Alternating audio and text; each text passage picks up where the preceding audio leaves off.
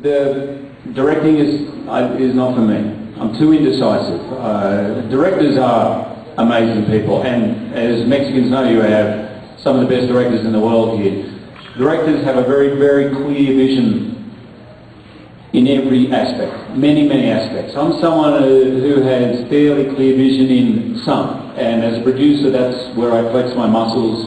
John Palermo and Ralph Winter and Lauren Shuladonna, my other producing partners, have been there from X-Men 1, so I never wanted to be thought that I was like the main only producer, but in casting, in story, and particularly the way the character, which I felt I knew as much as anybody, was dealt with, that was something I really wanted to be involved with from the beginning. But directing is, I just know it's not my thing.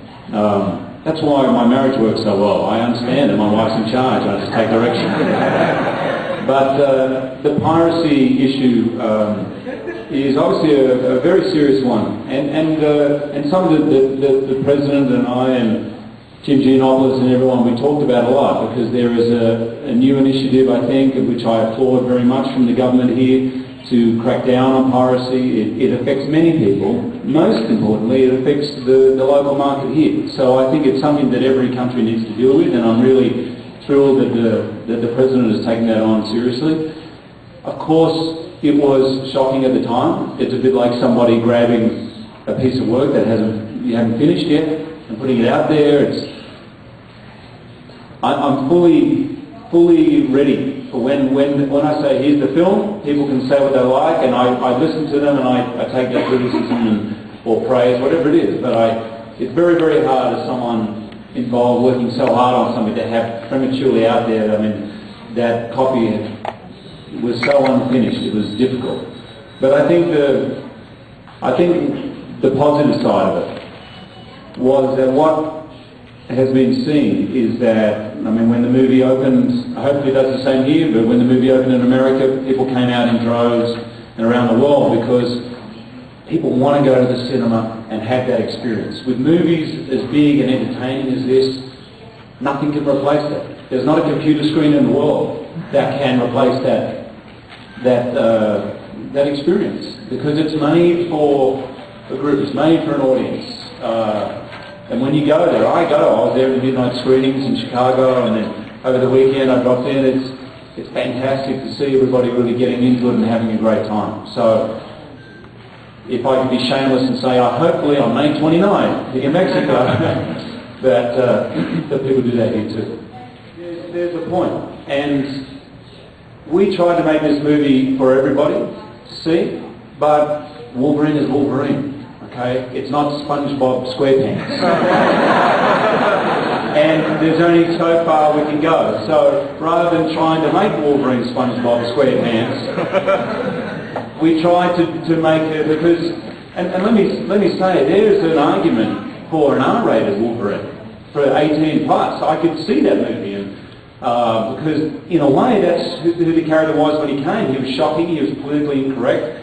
He was smoking, he drank, he did all the things that comic book heroes never did. But as I was talking before about the power of these movies and the message of these movies to younger audiences from 10 and above, it would be criminal for me and for everybody at Fox to make that version of the movie that excluded them. But I'm sorry to your nephew, he's going to have to, I'll tell you what, there is a great piece of merchandise. I don't want to be accused of selling things, but I gave this to my son. It's a blow-up punching bag of Wolverine. And it has my face on it. And I gave it immediately to my son.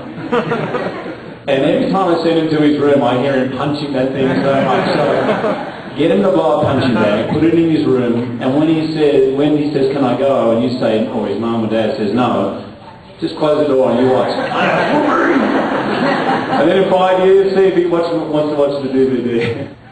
In this movie, Wolverine battles with an inner conflict of the human and the animal. This to me was always what the character was about. This to me was, this is why I wanted physically him to look the way I made him look in this film, because There's that animalistic side, that side that all of us can relate to, that doesn't want to get out of bed and go to school, doesn't want to get out of bed to go to work. I want to do whatever I want to do. I want to do it when I want to do it. In life is so much about the things we have to do, the things we should do. And this battle plays for all of us every day. Now for Wolverine it's maybe a little more extreme. But for me, in my life, I'm in the business of telling stories. I try to regularly reflect on my own life as a story. As an actor, but primarily as a father and as a husband. To me, they're the most important roles I play in my life. Everything else is fantastic, I love it, but not as important. So that I always try to take a step back, stand outside the life of Hugh Jackman as a father, as a husband, and imagine if I was reading that story, if I would agree or admire or be inspired by those decisions. And I suppose that's my personal test. When I got married, I remember the minister, the priest, he gave about a 1-minute sermon, speech. The only time I've ever been to church where the priest has given a 1-minute sermon. And he started and he said, look, all I'm going to say is this. If at every decision in your life, in your marriage, you ask yourself, is this good for my marriage or is this bad for my marriage? And you do the thing that's good, you're going to have a good marriage. That's all there is. And he says, here ended the sermon. I'm like, oh, okay. But that stuck in my mind a lot. It's not always easy to do the thing that is good for your marriage, good for your family, good for your friends, good for the planet. It's not always easy. Sometimes it's easy to do. I don't want to recycle today. I just really want to do this job. I know I won't see my kids for 3 months, but they'll be fine. You know, I'll be back in 3 months, or whatever the decision is. And those decisions change. It's not, you can't make a blanket rule, but that's the question I ask myself. So, the second one, bouncy, but I met him last night and I invited Louis Blueped to the premiere. And he was a fan, he's a fan of the character, fan of the movies, and he sort of started looking around like this and didn't really say anything. I thought, oh, maybe he's not a fan. And then someone whispered in my ear that he'd been in a little bit of trouble with his parents the last couple of days and he wasn't sure if he was allowed to go from his parents. And I went, oops. So when I met the